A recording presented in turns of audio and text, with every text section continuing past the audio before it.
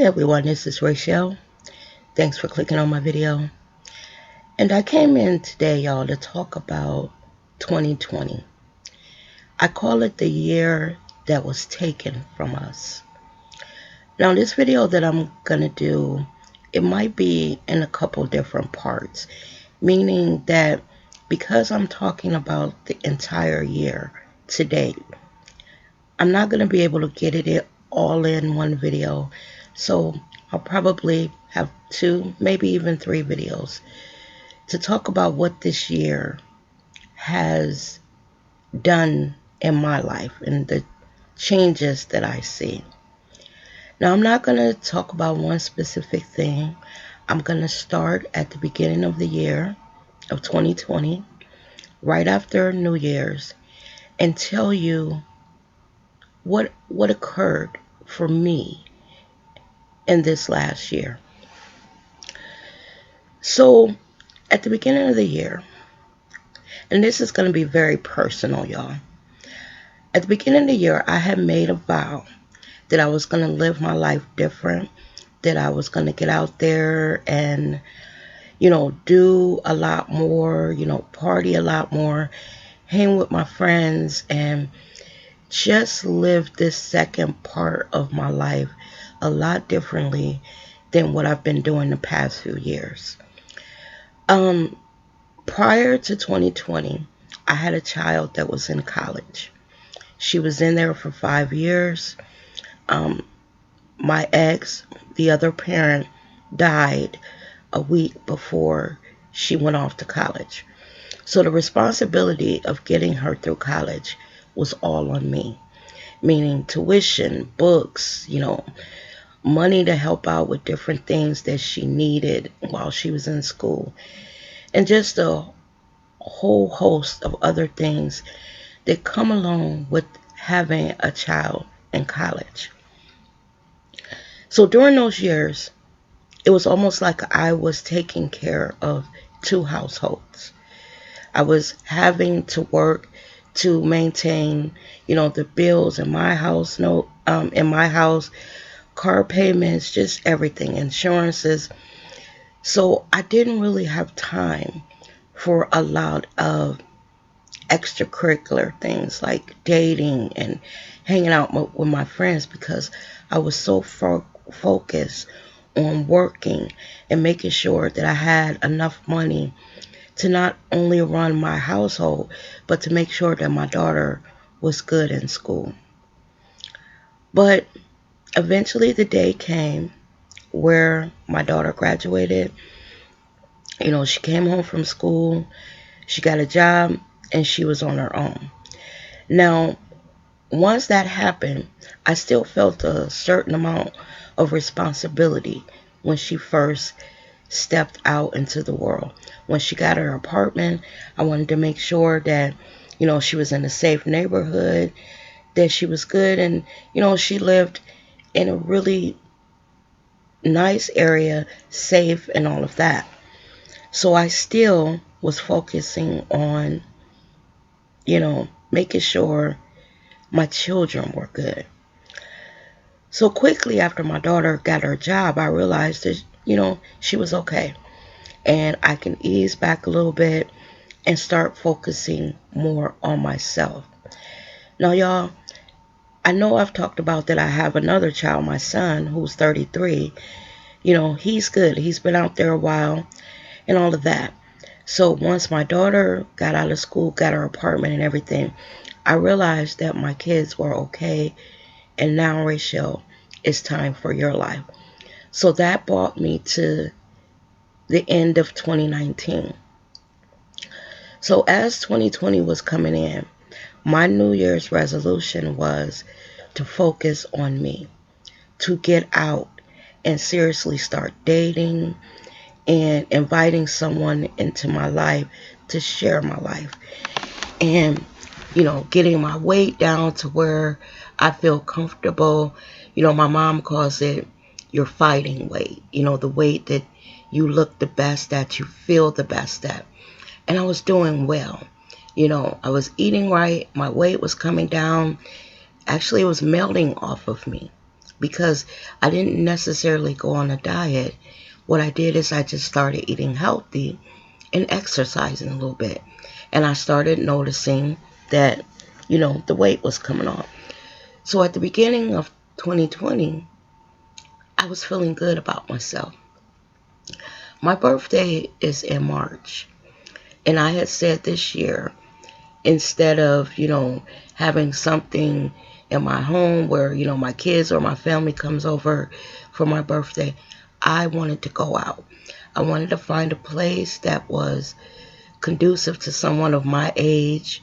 I was turning 55, and I didn't really want to do like a bar or, club scene, but I wanted a little mixture of both, but calm for someone who's my age. So I actually found a place. They have bands come in on Saturday, and you go, and it's a little slower pace. The bands are jamming. They're playing the music from, when I was younger, really good singers, and I was really, really enjoying myself. So around my birthday, I got with my sister. We got dressed up, did our makeup, and we hit the club. You know, we met all kinds of different men. We made friends with a lot of women that we met at this club. And me and my sister, we were just having a ball. My birthday is March 10th, right around the time that we heard about this virus that was sweeping across the globe. So I had gone out the weekend prior to my birthday, say around March 8th, March 7th or something. And then March 10th came around, and I was watching the news, and my sister had called me, and she was telling me, Rachel, do you see what's happening, with this virus, and, that they're talking about and how serious it is. And in the beginning, y'all, I thought it was going to be like SARS or H1N1, where we heard about it, but it really didn't touch our lives. It was happening to people in America, but not anyone that you knew of. So I continued to watch the news that week of my birthday, and I was starting to become increasingly worried, because what I was watching on the news, I quickly saw that this virus was a little different. That this virus actually might touch people that I knew, or, be so big that it was impacting my life. So at the end of the week, my sister called me, and she was like, Rachel, have you been watching the news? And basically she was saying this shit is serious. My sister, having some really difficult health challenges, was worried about how this virus was going to impact her life. She also told me, Rachel, you are a diabetic, and you are one of the people that they keep talking about that, they're vulnerable, and if they contract this virus, they don't do well. So what my sister was trying to do was to warn me, to tell me to get prepared. Like, go out and shop and stock up your cabinets and your deep freeze, and make sure you got everything that you need. And in the beginning, when my sister was telling me that, I'm gonna be honest, y'all, I kind of chuckled, and I was like, okay, I'm gonna do it. And I did go out and buy a few things, but I didn't do it to the extent that my sister was doing it. So March passed, and then we were into April, and the numbers were starting to climb. The numbers of people that were infected, and the number of people that were dying. And I started taking it more seriously. I started watching the news a lot more. I started understanding that actual contact with other human beings who had contracted the virus could be deadly for me. So I made some masks, and then I bought some masks because they started saying that the masks were the way to not only protect yourself, but to also protect others around you who you would come in contact with. And if you didn't know you had it and you were carrying it, it would protect the other people. So when I went out the house, I started wearing my mask. And I would go into the stores and I would see other people with masks. Not everyone, but I started seeing more and more people. Then as I watched the news, they started saying, that when people are meeting in groups, entire groups of people are getting it and dying. And I started worrying because right around that time, it was my son's birthday in April. And I felt like, due to me having diabetes and another underlying health issue, that I couldn't participate in my son's, birthday celebrations and all of that because I actually was worried about being in the company of my children. Because first of all, my son drives for FedEx, and while my daughter has been working from home since the very moment that COVID hit, she still, goes out with her friends. She's young. She's only 25 years old. So, we were told in the beginning that it was mainly affecting older folks and people that had underlying health issues like me and my sister. So my children, while they heard about it, they didn't really take it seriously. And me, on the other hand, being a news junkie, I was watching it and saying, okay, now I'm understanding. I really cannot be in the company of a lot of people because if they don't know they have it and they pass it to me, I'm going to be in trouble. So y'all, I am a homebody. I go out, run my errands, and get what I need in my home. And I pretty much, I'll visit friends or family every once in a while, go for drives and hang out with my guy or whatever. But I'm pretty much a homebody. But I will say this, I have never been inside as much as I've been in 2020. In 2020, I've gotten to the point where I've cut out visiting my mom for fear that I will carry something to her. My mother is almost 80 years old. And what if I'm carrying the virus and I take it into her home? So I didn't want to expose her. So I stopped going to visit her. My sister has sarcoidosis and no spleen. So I didn't want to go to her house and expose her. And basically, my sister wasn't having it anyway. Like I told y'all in another video, once she heard what was going on, and by my sister working in a hospital for many years, being a medical professional, a frontline worker, my sister understood this before the rest of us did. She understood the seriousness of it, and she prepared from the very beginning. So I stopped seeing my sister. We talk on the phone, but we don't see each other. I have two brothers. Um, didn't really see the one brother that lives here in the city that I live in, and my other brother doesn't live in the same city with us.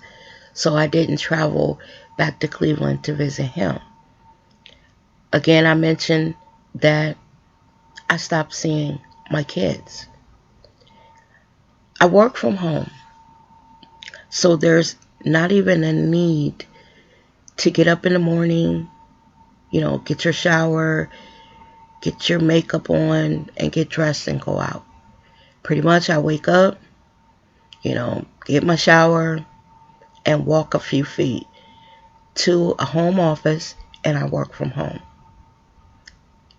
And once I get off, I pretty much do my thing around here.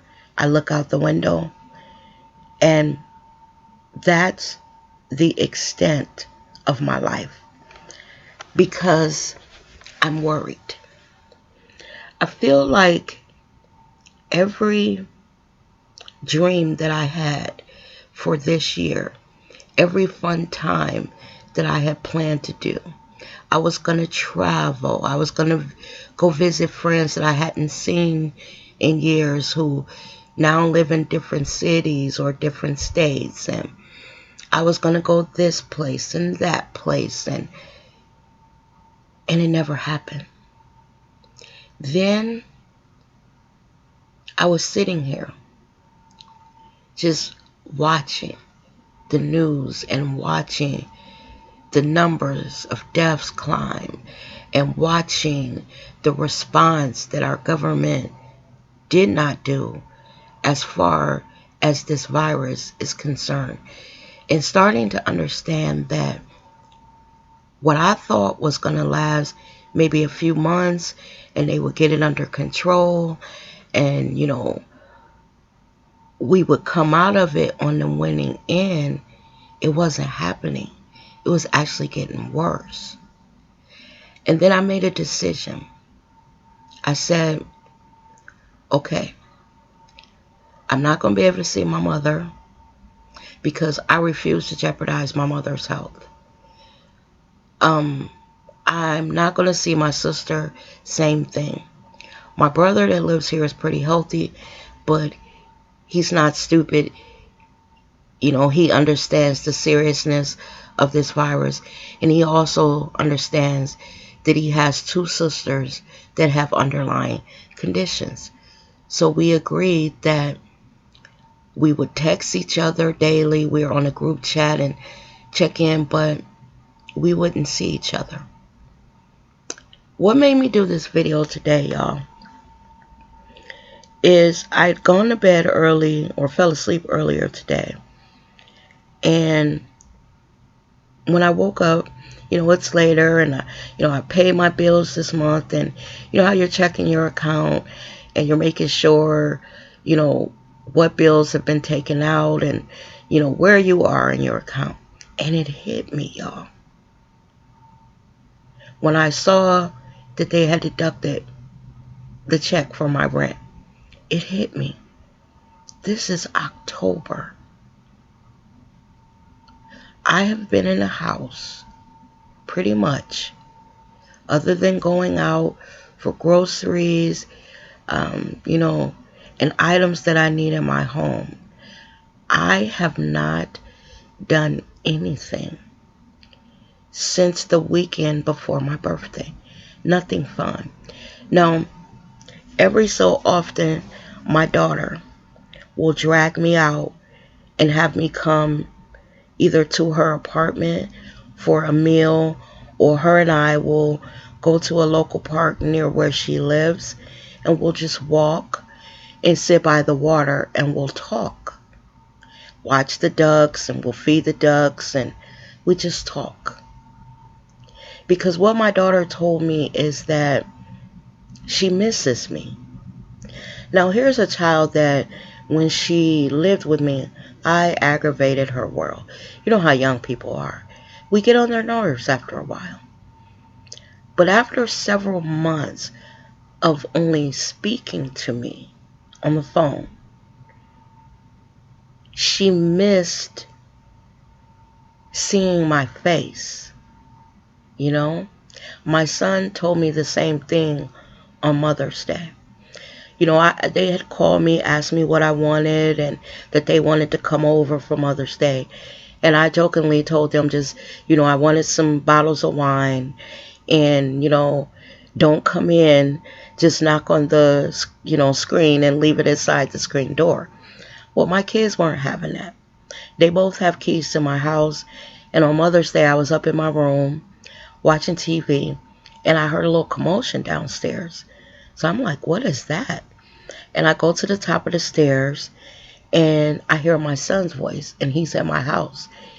And I say, Scott, I thought I told you, because of this virus and you and your sister still being out and about, that, I didn't feel comfortable with you guys coming over. I know y'all love me. You didn't have to go through all that. And my son says, Mom, come downstairs.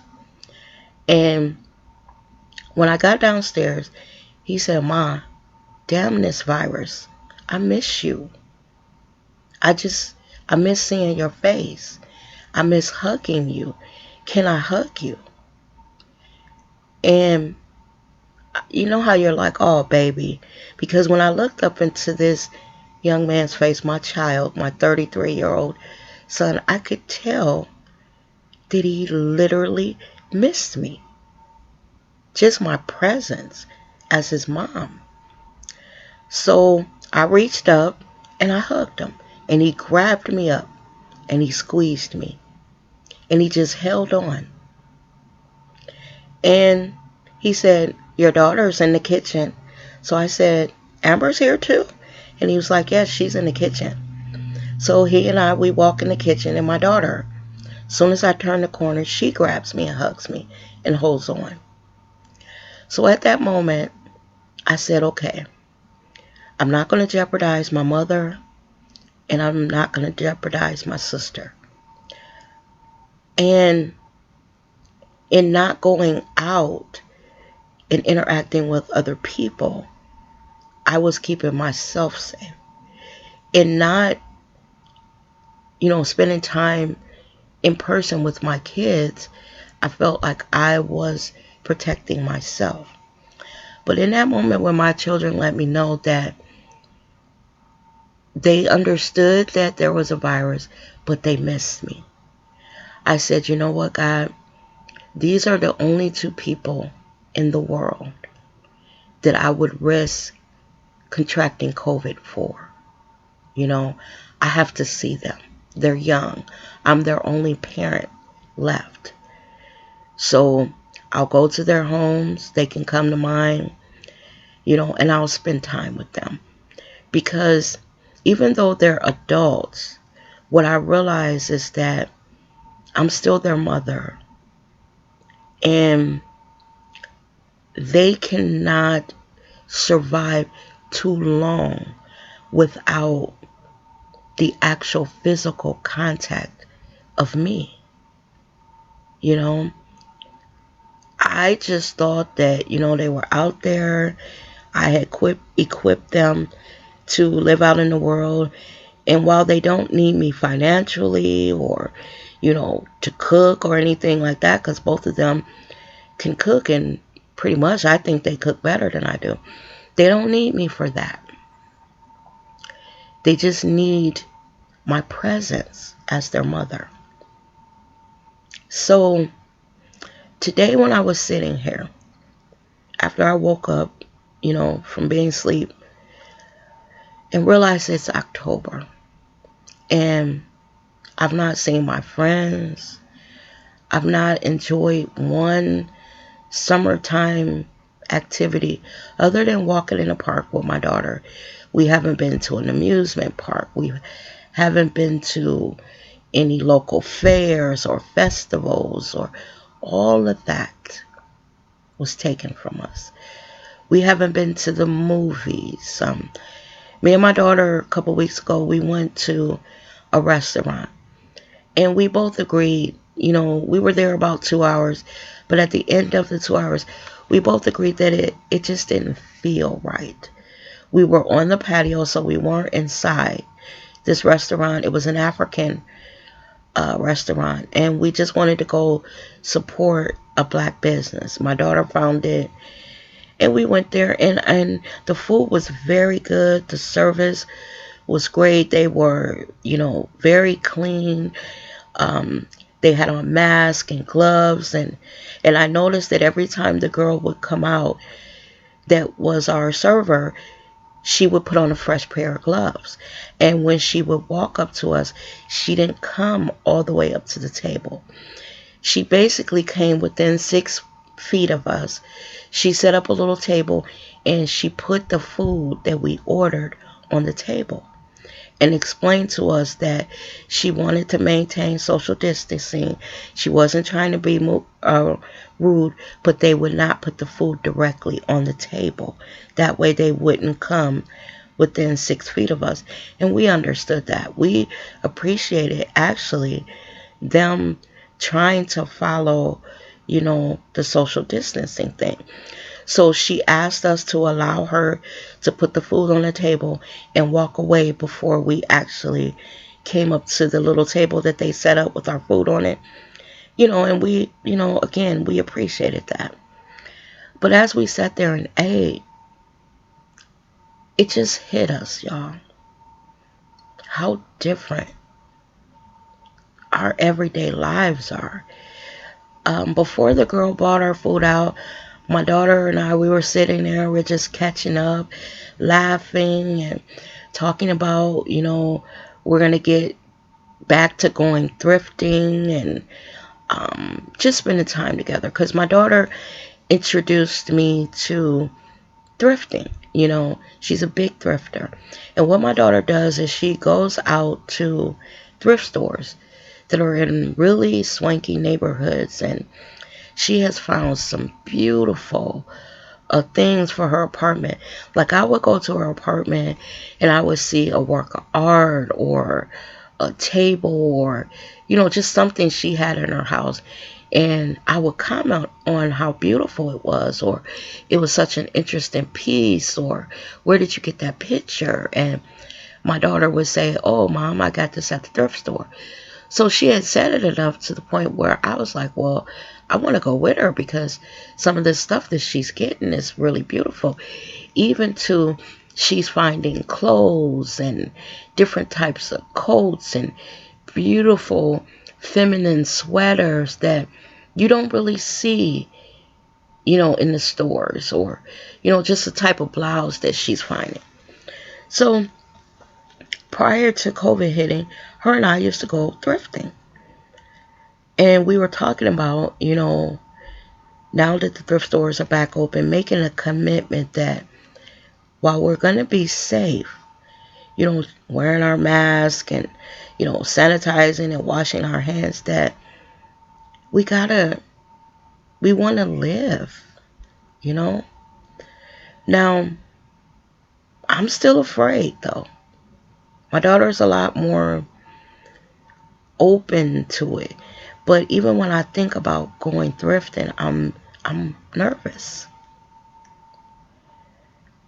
So when we were at that dinner, my daughter talked about Thanksgiving, which is next month.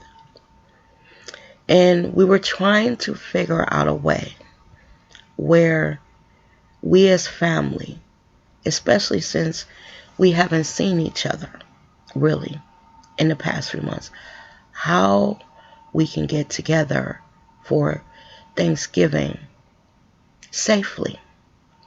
Now, in the city where we live at, we don't really have a lot of family. So basically, let me tell you like this. It's me and my 2 children, my sister and her 1 son, and my brother and his son. And my nephew has children. So we were saying, is there a way that we could do Thanksgiving and figure out how to be safe? Because my daughter did not want a big holiday like Thanksgiving and Christmas to go by. And in past years, we would all gather over, like most families do, over each other's homes and we would celebrate together. Like last year, my daughter did it at her house. She cooked pretty much everything, and it was good. We thoroughly enjoyed ourselves. My daughter even had her Christmas tree set up, but not decorated. And she let the great grandchildren start to help her, dress her tree. And then we all, pitched in, and it was fun, just putting the ornaments on the tree and laughing and taking pictures. And we just had such a good time. So my daughter was like, Mom, what are we going to do this year? So because my daughter lives in an apartment and I live in like a condo townhome community, what I live in is actually like a house, but it's a townhome. My daughter says, Mom, since, your place is bigger, instead of having it at my house like I intended, we would have more room if we were at your house. So because I miss them, I was like, yeah, that's a good idea. I want to see my kids. I want to spend time with them. I want to laugh. I want to joke. I want to, eat. I want to drink. I just want to listen to music and reminisce and just get that feel of family. But I'm worried, okay?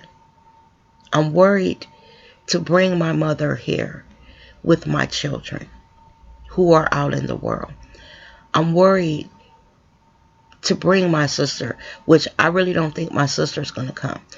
She's going to do like what she's been doing the rest of the year. Thanks so much for inviting me, but, I don't have a spleen. I have sarcoidosis and I really can't mess around. And y'all, I understand her. My sister is not playing, and I understand it. I don't want Thanksgiving to pass. I'm going to invite my mother over, and I'm going to leave it up to her whether she wants to come. I'm not going to pressure her, but I'm going to cook like everyone that I just mentioned is coming. And I'm going to tell them, we haven't really all been together this year. So when you make your decision on whether you're going to come for Thanksgiving or not, make your own decision. Don't let me pressure you into it. Don't let the holiday make you break a quarantine if you don't really want to. And the reason why I say that is this. I can cook and me and my kids have Thanksgiving and whoever, wants to show up. And then after Thanksgiving, take my mother some food. Take some food to my sister. Do it one by one. Or have them come here for leftovers. This is where we are, y'all. And when I was just sitting here today, y'all, it's like 3 o'clock in the morning. I just couldn't sleep. I'm wide awake now because I slept pretty much the whole night away. I woke up around 11. I went to sleep right after I got off work. So I'm wide awake now. But when I just was thinking about this entire year, I just feel like due to the incompetence of our federal government, that a year of our lives was actually stolen from us.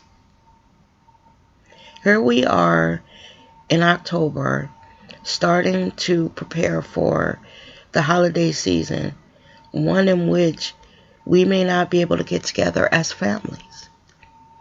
In the past, you may have had an argument with someone during the year, one of your family members, and you're like, look, I'm not fucking with her. I'm not going over there for Thanksgiving. She gets on my nerves or this, that, and the other. But this year, it's so different.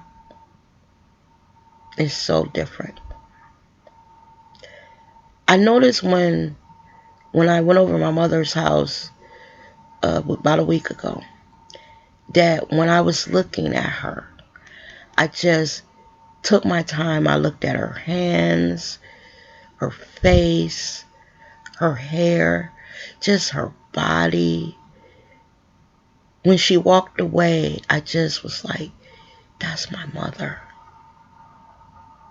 Because I haven't seen her that much this year.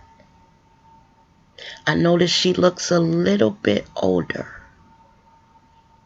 Because when you haven't seen someone in a while, you notice everything.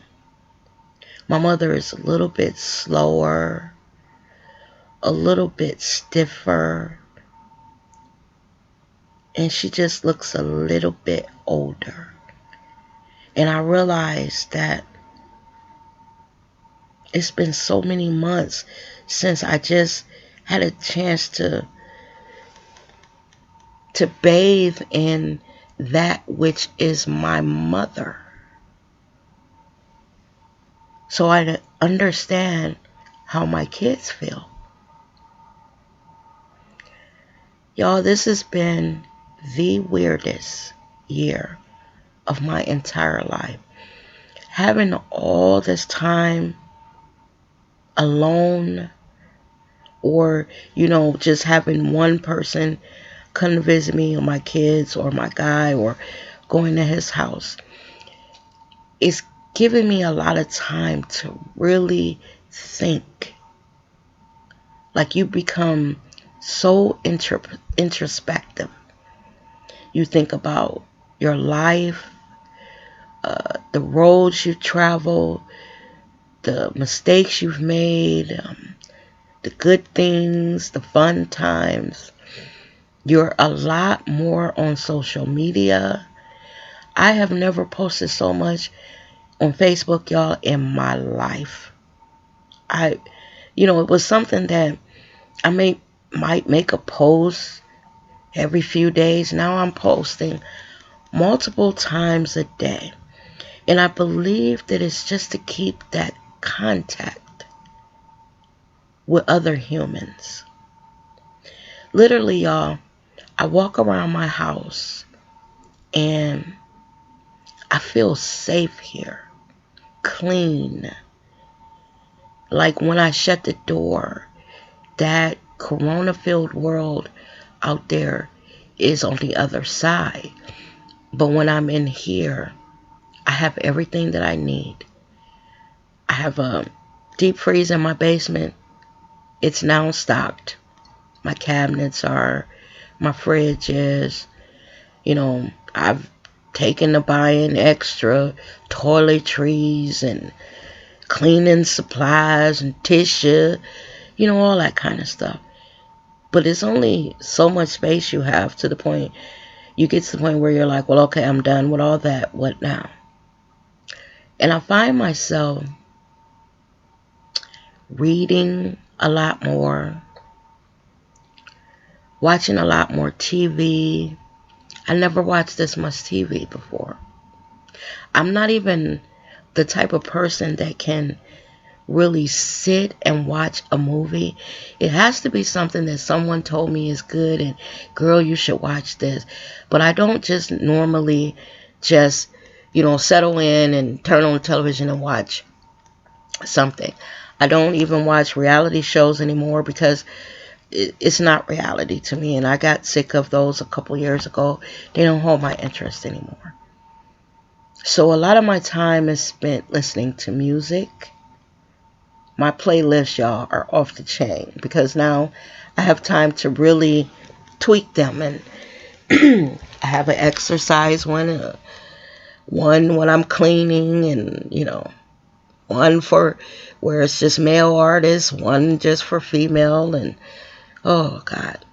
But this is because I have nothing but time on my hand. I even thought today, I said, well, okay, coronavirus is going to be here for a while. What are you going to do? How are you going to not let this affect you forever until they So either it goes away or they find a vaccine, which we all have said that we would be very wary about taking any vaccine. And most of us are not taking any vaccine. But I was asking myself tonight, what does that look like though? You know? We have 2 more months in this year. What does 2021 look like? Because y'all, the type of work that I do, I'll never have to work in an office again. I got so many people blowing up my phone for work at home jobs that it's not even funny. So that aspect of my life, if I don't want to go back into an office, I don't have to. Because I believe that during this pandemic, a lot of these companies where we were working in those offices, they've realized that their employees can work from home, that they can set us up, that we are productive at home, and it costs less for them because they don't have the overhead that they have in those buildings, renting space for their office, utilities, and all of that. If the employees work from home, they don't have any overhead. All they have to do is provide you with computer equipment, and that's it. So as far as work is concerned, I'm gonna be at the house. But it's the human interaction. God did not create us to be solo. When he made Adam and he put him in the Garden of Eden, God noticed that Adam was lonely, and he gave Adam a partner to be there in the Garden of Eden with him, to keep him company, to make him happy.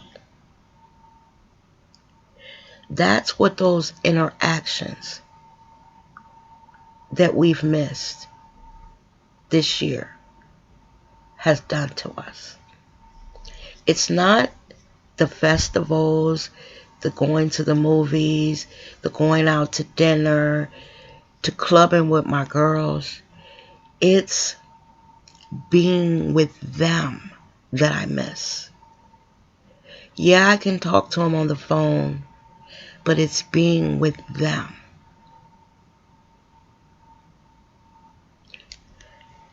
It has really made me value, 2020 has. It's really made me value my relationships with people. It has really made me understand that when I love someone, I must tell them. I want them to know how much, not only that I love them, but how much I love them. It has made me closer to God. And y'all, I've told y'all in several videos, I'm not a person that goes to church. I actually am a little wary of organized religion. I just feel like this. I don't need a building to have a relationship with God. I don't need a person to speak to God for me on my behalf. I can sit right here in this house, pick up my own Bible, and have church here with me, my Bible, and the Lord. I have talked more to God in 2020. And I mean, y'all, literally talk. Where I look at what's going on in the world, and I've told y'all before that I have never prayed to God for the world. Like, I've never been like, God, you see what's going on down here. Please help us. But that's what I'm saying. Like, I'm literally having entire conversations praying for not my family members or a friend that I love or, something that I see on television that touches my heart and I pray for the people, I am literally talking to God about what's going on in the world. And I'm praying daily, multiple times a day. I watched this president being diagnosed with COVID, go to Walter Reed, in and out, do a joyride, come back to the White House, take his mask off, walk in, potentially infecting the rest of the staff who doesn't have it, because at this point, y'all, it's like 34 people in the White House that actually have tested positive. That's 30, something odd people that we know that it's confirmed that they have it. Not to mention the ones that when he got back from the hospital that didn't have it, and just him being back with COVID, now they're exposed and all of that. I prayed, y'all. I prayed for those people, the staff that work in the White House, that clean the White House, that prepare his meals, that run the White House. I pray for them. I wondered how, if Biden wins, how are they going to fumigate the White House? So when Biden moves in with his family, that there's not any residual COVID left behind on any surface. How do they do that? It would take dozens of people to make sure that every nook and cranny in that house has been cleaned and thoroughly disinfected. And y'all, you have to understand this. First of all, the White House is an old structure. A lot of it is porous because it's made of wood, and they've maintained it, but let's face it, it's an older building. And the reason why I bring that up is because a lot of times when you move into older structures, they don't have all the modern things now. Don't get me wrong. I know they've modernized the White House and all that, but y'all get what I'm saying. It's an older structure. So I just worry about the Bidens moving into it after Trump moves out. Y'all, it's so much. It's so much. This year, I've always been a person that is in my head.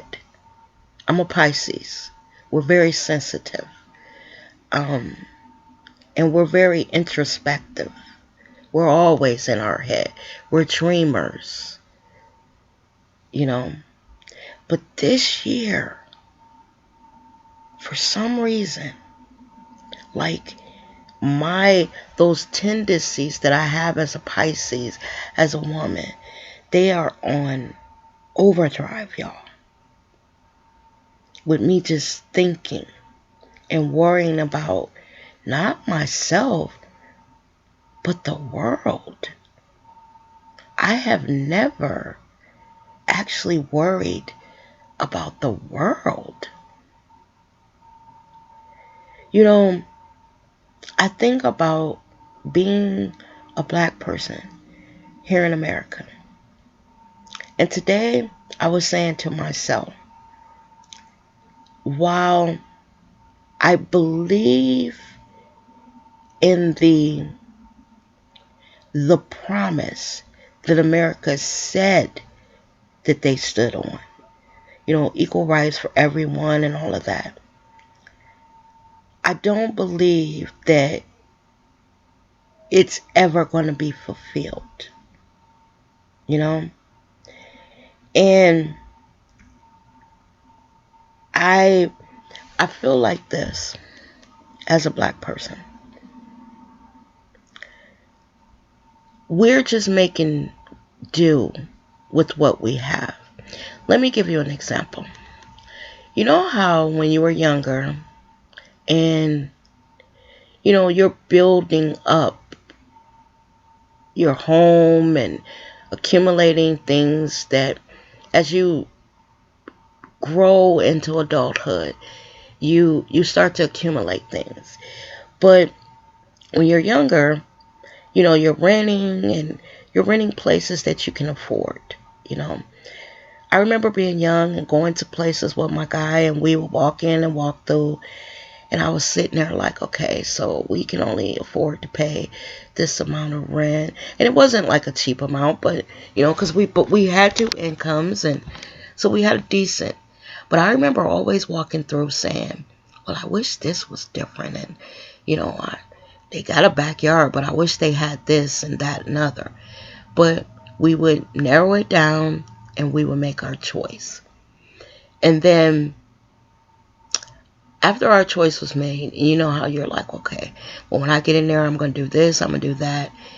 And then when you move in, you realize, well, I really wasn't all that 100 about this. It was the best of all the places that we saw and the one that I felt most would fit my family. And it is what it is. I'm just going to make the best of it. That's what I feel like about America.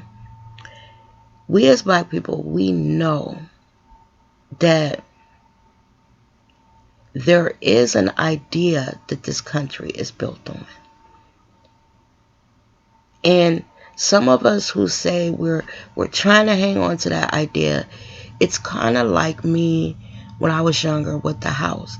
It's not good. But we're trying to see the good in it and trying to make the best of it. This is another part of what saddens me about 2020. Our parents fought all those years for civil rights, died, beaten, and all kinds of stuff.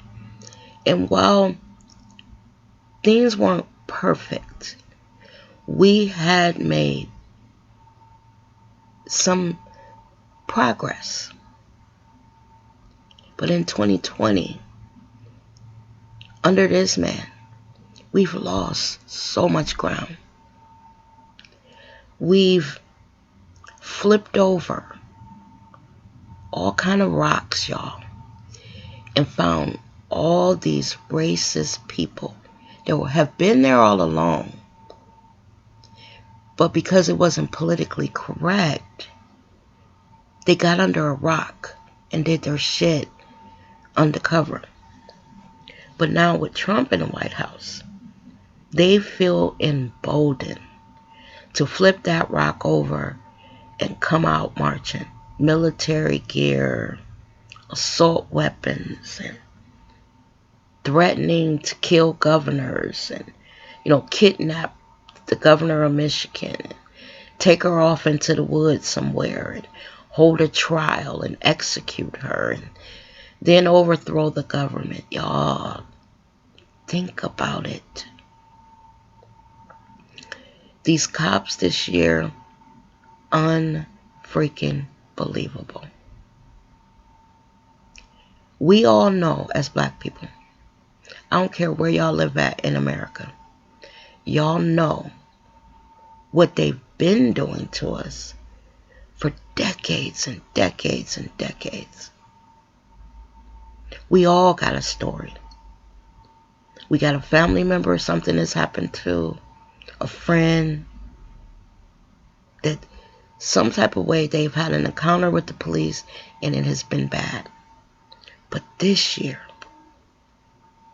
oh my God, Breonna Taylor, Ahmaud Arbery, Botham Jean, and all these other young people simply living their lives.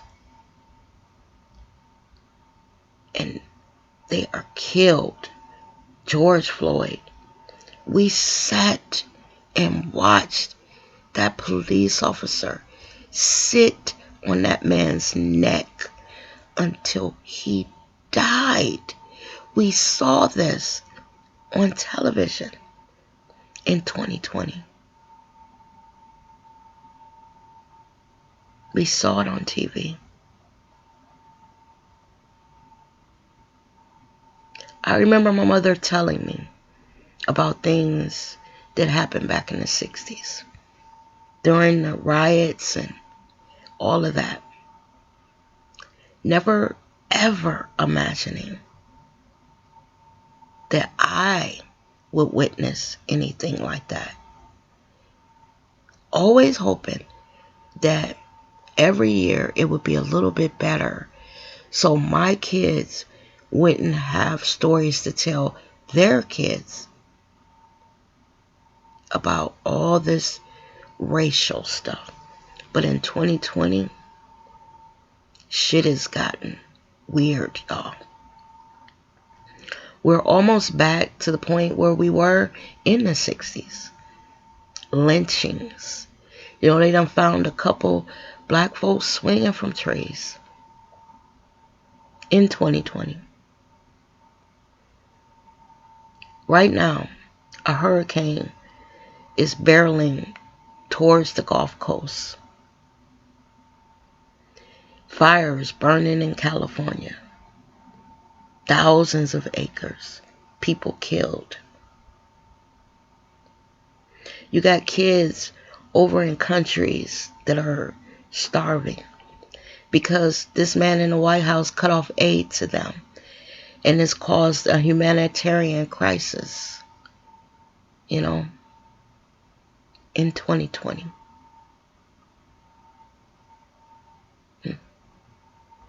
You got people in America without jobs.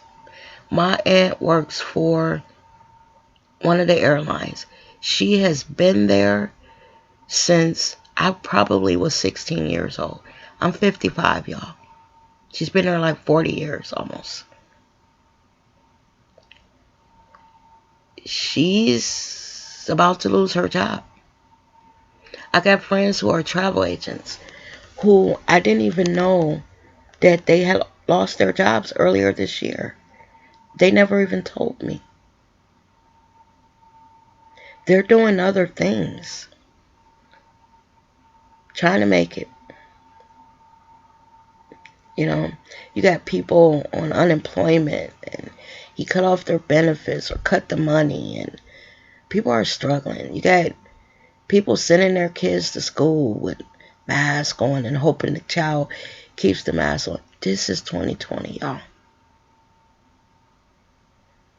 It's so bad. It's so bad. What I'm praying is that we finish out these last 2 months. Joe Biden wins.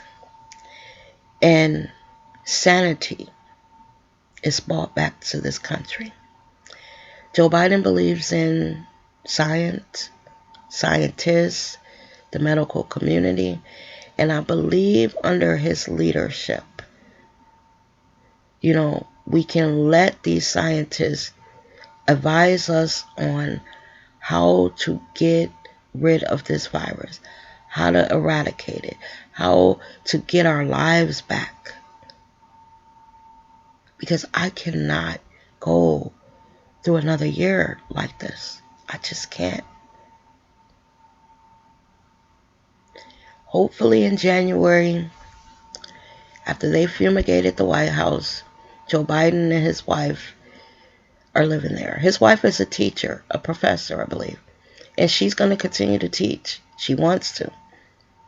But I hope that as soon as he gets in, he brings together a group of scientists and medical professionals, and they put their heads together and come up with a plan.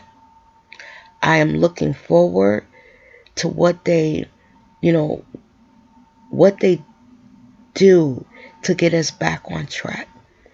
And I'm still a little worried about taking any type of, immunization,